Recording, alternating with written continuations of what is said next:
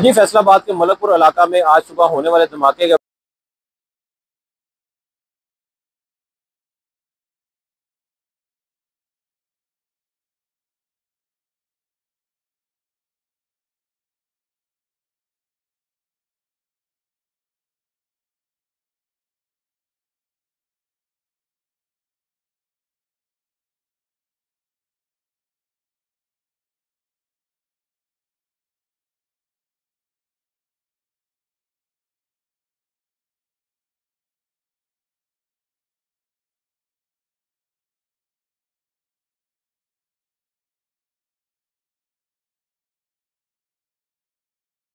Rescue के साथ साथ पुलिस भी यहाँ पे अपने फ़राइज़ सर अंजाम दे रही है और दीगर जितने भी अदारे हैं वो भी यहाँ पर देख रहे हैं। फैक्ट्री मालिक को अभी तक किसी ने उसके खिलाफ कोई कार्रवाई नहीं की इंतजामिया की तरफ से, और ये इलाका मकीनों का कहना है कि अरसा दराज से ये गैर कानूनी फैक्ट्री यहाँ बनी हुई थी और कई बार इसकी शिकायत की गई थी। ये रहायशी एरिया है जहाँ पे फैक्ट्रियाँ बनाई गई थी, और जब देखा जाए तो यहाँ पे जो मजदूर थे वो अभी उन्होंने आना था। बॉयलर जो चल रहा था, बॉयलर के साथ जो बताया जा रहा है कि दो इसको देखने वाले लोग मौजूद थे और कम अज कम वो भी उनकी भी हलाकत हो चुकी है। और इसके साथ अगर देखा जाए तो